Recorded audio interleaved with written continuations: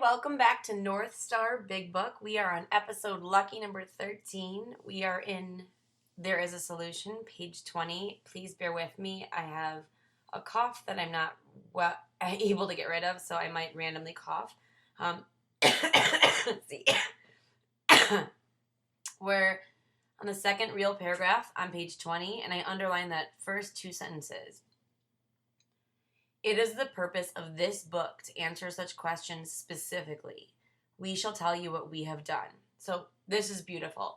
I circled this book. They're going to do this again and again and again in this book. They're going to tell the reader, which is Alcoholic basically 101, because it's the first 100 men and women telling us, that the book that we are reading has answers. That the book we are reading has a program for recovery. The book that we are reading is like a guidebook, a treasure map. I wrote on the side, this book will tell me how to recover. This book will tell me how to recover. And underneath that I wrote the steps. And it says, we shall tell you what we have done. That's the first 100 men and women. Before going into a detailed discussion, it may be well to summarize some points as we see them. I bracketed the next paragraph. This is a paragraph that's people who don't understand what's wrong with us. So I wrote on the side, they don't understand the problem. They don't understand the problem. How many times people have said to us, I can take it or leave it alone. Why can't he? Why don't you drink like a gentleman or quit? That fellow can't handle his liquor.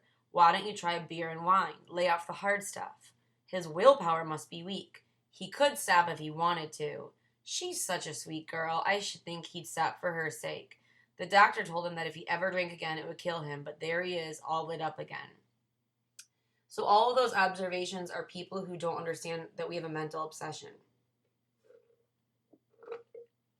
It says, now these are commonplace observations on drinkers which we hear all the time.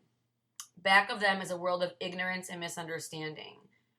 And the reason why it's ignorance and misunderstanding is because these people that are saying this don't understand. They don't know what's wrong with us, what's truly wrong, which is why we always suggest that people who love alcoholics that are struggling should either go to Al-Anon or Families Anonymous and learn about what's really wrong with us so they can actually help us by not helping us so much.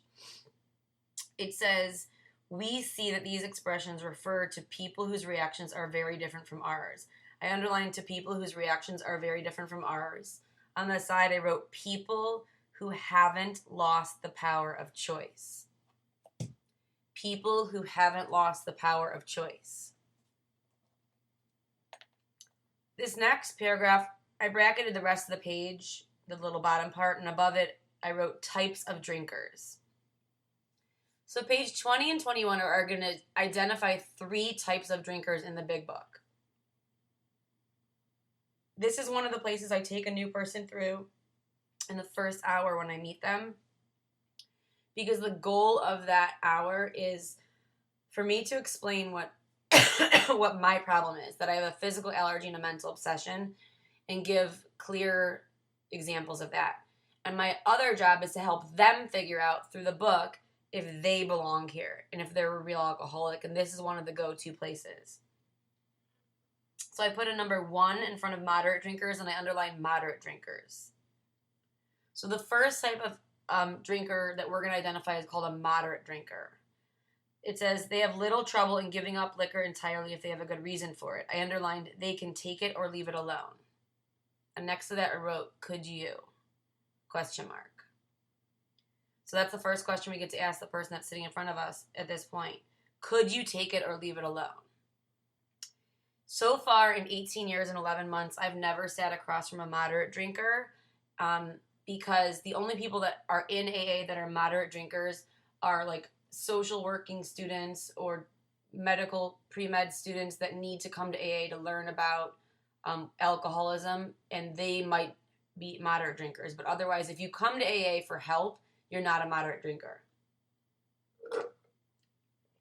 It says, then we have a certain type of, I underline hard drinker, and I put a 2 in front of hard drinker. I'm going to go over the definitions and then I'm going to explain what we have in AA. So the hard drinker, it says he may have the habit badly enough to gradually impair him physically and mentally. It may cause him to die a few years before his time. I underline the next sentence. If a sufficiently strong reason, ill health, falling in love, change of environment, or the warning of a doctor becomes operative, this man can also stop or moderate, although he may find it difficult and troublesome and may even need medical attention. I wrote a bunch of stuff here. On the top of that little paragraph, I wrote, could you stop for a good reason? Could you stop for a good reason?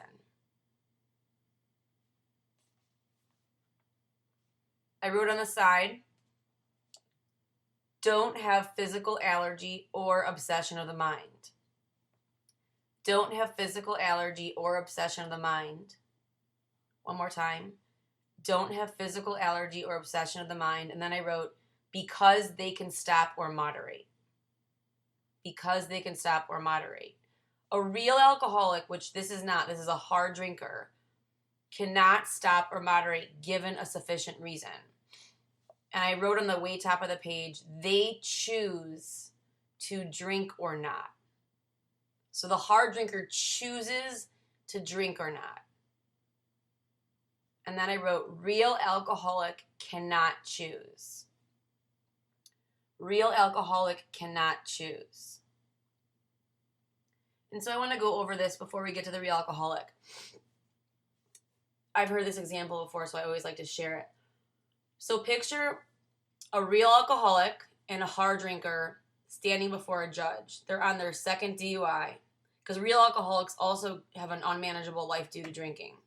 I mean, hard drinkers also have an unmanageable life due to drinking. The judge says, she says to the real alcoholic and the hard drinker, I don't want to see either of you in here ever again. If I find out that you are drinking and driving, we will not even go through this process again. You will just immediately be sent to prison for a year. You will lose your license for life, and I don't even want to have a discussion about it. And dismisses them both. The real alcoholic and hard drinker are shocked and they don't want to go to prison. The hard drinker hears this and says to themselves, I don't want to go to prison. I don't want to lose my license. They choose to not drink and drive. They say to their friends, I'm not going to drink and drive. If you ever see me drinking, I'm going to give you my keys. I don't want to lose my freedom. And they are able to not drink because the reason is the threat of losing their freedom is too much for them, and they're capable, even if they have a hard time doing it, they're capable of doing it. The real alcoholic feels the exact same way, goes out with their friends at night, gives her boyfriend the keys, and says, do not give me the keys. I am not going to drink and drive because I don't want to lose my license and I don't want to go to prison. After 12 drinks, gets in a fight with her boyfriend, grabs the keys out of his hand and says, I'm out of here, and drives home drunk. The reason why I describe that is because both of those drinkers want to not drink. The hard drinker is capable of choosing to not drink when they're driving or driving when they're drinking because they don't want to lose their freedom. They are capable of making that choice because they have not lost the power of choice, and they don't have the physical craving or the mental obsession, so they can make that choice given a sufficient reason: ill health, warning of a judge, doctor, family, career. The real alcoholic wants to not drink and drive, but cannot follow through with it because they have lost the power of choice. The next part, I underline, but what about the real alcoholic? And I put a 3 in front of that. This is the third type of drinker. And on the top of this paragraph, I wrote in big letters, real alcoholic. One of the members of AA who died sober would always say, I'm Ruth and I'm a real alcoholic. And she was referring to this because she could relate to being a real alcoholic. The thing about hard drinkers and real alcoholics is both of us end up in AA because we both get in trouble, we both get court papers, or we both are told by our family or friends or jobs or doctor we need to go get sober. Both of us end up in AA. That's awesome. All are welcome. The only requirement for membership is a desire to stop drinking. Both of us have a desire to stop drinking. The problem is hard drinkers who don't know if they're real alcoholics or hard drinkers or not because they never sat down and went through the book with anybody and they don't know the difference are capable of not drinking and attending AA meetings. They feel better when they go to meetings. They have money in their pocket because they're not wasting it on booze. Their health is better. Their family is happy. Their jobs are happy. We're a fun, wild bunch. So they've got new friends and a place to go. There's a great message in AA and they feel better and they don't need to do the steps. They don't need to do spiritual work because they are capable of not drinking without that. And those people, without knowing it, well-meaning people, will tell new people if they end up working with them and sponsoring them or they're at a meeting with them, you don't need to rush into the steps. Why are you doing your 4th step now? Oh my goodness, you're working on your 9-step amends and you're only this much sober? I'm 7 years sober and I didn't do it mine until I was 5 years sober because I got in a lot of trouble. And they're well-meaning people, but they didn't need to work the steps in order to get better. And then they carry their experience to other people and they can try to convince new people in AA that you don't need to rush into the steps. And that's dangerous. My job is not to go through the meetings of Alcoholics Anonymous and pull out all the hard drinkers and tell them, you're not allowed to talk to new people because I'd have to make amends to people and I don't like making amends to people. But my job is, as a real alcoholic, to carry this message to the new person. So it says, but what about the real alcoholic? And above this, I wrote lost power of choice. So remember, that's one of the main symptoms of the real alcoholic is we've lost the power to choose. It says, he may start off as a moderate drinker. He may or may not become a continuous hard drinker. I underlined. But at some stage of his drinking career, he begins to lose all control of his liquor consumption once he starts to drink. I double underlined lose all control, and I wrote next to that or on the side, did you? ? Once you started to drink, once alcohol was in your body, did you have control over it? I didn't. Once in a while, I could control it to prove a point, but there were times when I had no control. And the book doesn't differentiate. It doesn't say you have to have no control every single time. It says, once you started to drink, did you lose all control? It says, here is the fellow who has been puzzling you, especially in his lack of control. I underline lack of control. And I wrote on the side, can you relate? ? And I always tell girls at this point, when we're going through the book, to put a little check mark next to anything that you can relate to. I underline, he does absurd, incredible, tragic things while drinking, so I checked that because I did. I underline, he is a real Dr. Jekyll and Mr. Hyde. I underline that and check that. I underline, he is seldom mildly intoxicated, check. I underline, he is always more or less insanely drunk, check. And I underline that in red about insanely drunk. I underline, his disposition while drinking resembles his normal nature but little, check. He may be one of the finest fellows in the world, I underlined, yet let him drink for a day, and he frequently becomes, I underline in red, disgustingly and even dangerously antisocial, check.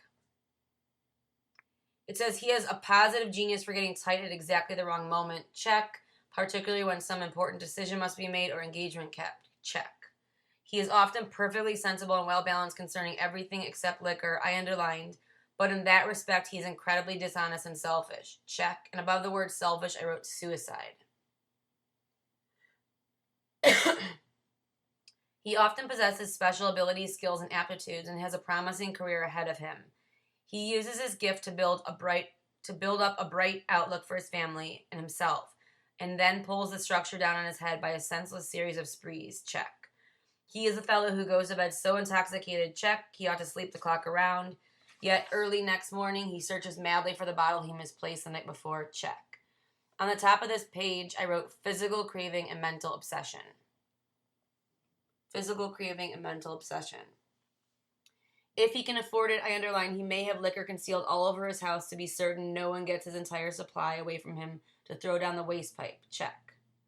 As matters grow worse, he begins, I underlined, to use a combination of high-powered sedative and liquor to quiet his nerves so he can go to work. Check, check. And here, the Big Book of Alcoholics Anonymous, written by the first 100 men and women, are referring to drugs, again, with alcohol, the mixture of them. Then comes the day when he simply cannot make it and gets drunk all over again. Perhaps he goes to a doctor who gives him, I underline, morphine or some sedative with which to taper off. Check. And so now we're talking about drugs again. I underline in red. Then he begins to appear at hospitals and sanitariums. I wrote on the side, cycle of alcoholism. Cycle of alcoholism. We go to doctors to get help because our emotional and mental symptoms are so unbearable, and they give us medication, and then we abuse the medication with alcohol. We use the drugs alcoholically, and we end up in asylums and hospitals. This is by no means a comprehensive picture of the true alcoholic, as our behavior patterns vary, but this description should identify him roughly. I underlined, why does he behave like this? I bracketed this paragraph and I wrote on the side, lost the power of choice. That's the reason why. The reason why we behave this way is because we've lost the power of choice. I also want to identify the words willpower that are used throughout this book. So wherever you have space on your page, it's kind of a long definition. And I wrote the words willpower. So every time we see this book talking about willpower, we're specifically talking about a power of a sane mind. Power of a sane mind. And then I wrote, where alcohol is concerned, we are strangely insane because of the mental obsession. Power of a sane mind. Where alcohol is concerned, we are strangely insane because of the mental obsession. So just to make that clear, when it comes to alcohol, I cannot see the full picture, and that is why I'm insane. And because of that, I don't have willpower. Willpower would be easy because if I could see the full picture, if I wasn't blocked off by the mental obsession, I could see the truth about my alcoholism, I would make good decisions with my mind. Today, I can make good decisions with my mind and my higher power because I can see the truth about my alcoholism because I'm unblocked by the inventory work and meditation and prayer and helping others that I do. It says, if hundreds of experiences have shown him that one drink means another debacle with all its attendant suffering and humiliation, I underline the word why. Why is it he takes that one drink? I underline again, why. Why can't he stay on the water wagon? And then I underline what. What has become of the, I underline common sense, and I underline willpower. And above willpower, I wrote mind. We're talking about our mind. The reason why we cannot use our mind to fix our mental obsession is because the problem is in our mind that he still sometimes displays with respect to other matters. Perhaps there never will be a full answer to these questions. Opinions vary considerably as to why I underlined the alcoholic reacts differently than from normal people. So that's really clear what we feel. The first 100 men and women say that we react differently to alcohol than normal people do. We are not sure why. I underlined, once a certain point is reached, little can be done for him. And next to that I wrote beyond human aid, which is what we talk about in step 1. Beyond human aid. And I wrote fellowship alone is not sufficient. Fellowship alone is not sufficient. It says we cannot answer the riddle. We know that while the alcoholic keeps away from drink, as he may do for months or years, he reacts much like other men. Above, like other men, I wrote working steps. Next, and then it says we are equally positive, and above this I wrote not working steps. So the people who are able to stay away from alcohol are people who are working the steps. The people who are not working the steps, once he takes any alcohol, whatever, into his system, which obviously you would only do that if you're not working the steps, I underlined something happens both in the bodily and mental sense, which makes it virtually impossible for him to stop. Back on the bottom of 22, I underlined again bodily and mental, and I wrote physical allergy ignited. As soon as we put the first drink in our body, we ignite the physical allergy. On the top of 23, I wrote this sentence. Can't take a drink based on the truth. We can't take a drink based on the truth. And then in parentheses, I wrote, unless suicidal. Unless suicidal. But even then, I argue with myself, it's not based on the truth if we're truly suicidal, which I was, because the reason why we want to kill ourselves is because we can only see one way out. And that's not based on the truth. The truth is there is another way, we just can't see it, which is why our book describes the hopeless state of mind and body as seemingly. Because to the alcoholic who's untreated, it seems that it's a hopeless state. To the recovered alcoholic, it's far from it. On the top of 23, it says, the experience of any alcoholic will abundantly confirm this. Above the next paragraph, I wrote in big letters, problem centers in mind. Problem centers in mind. It says, these observations would be academic and pointless, I underlined, if our friend never took the first drink, thereby setting the terrible cycle in motion. And I underlined and read, terrible cycle in motion. I wrote on the side, stark raving sober before we take the first drink. Stark raving sober before we take the first drink. My sponsor is always reminding me that every alcoholic who relapses does it completely sober. The reason why we pick up a drink after being away from alcohol for 3 to 7 days, 3 to 7 years, 3 to 7 months is because our mind told us the lie that we need to. I underline the next sentence. Therefore, the main problem of the alcoholic centers in his mind rather than in his body. And I circled mind.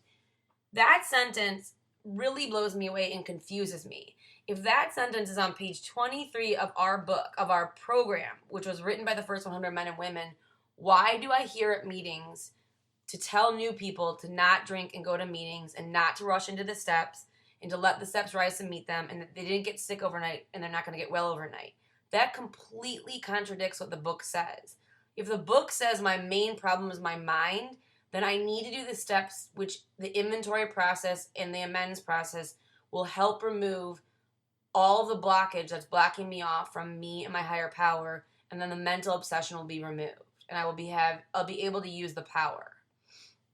It says, if you ask him why he started on that last bender, the chances are he will offer you any one of 100 alibis. Sometimes these excuses have a certain plausibility. I underlined, but none of them really make sense in the light of the havoc an alcoholic's drinking bout creates. I wrote on the side, we only think of what alcohol does for us rather than to us. We only think of what alcohol does for us rather than to us. We only think of what alcohol does for us rather than to us. At this point, I just want to make a note about something. For me, in my alcoholism, I always had an excuse why I was doing what I was doing.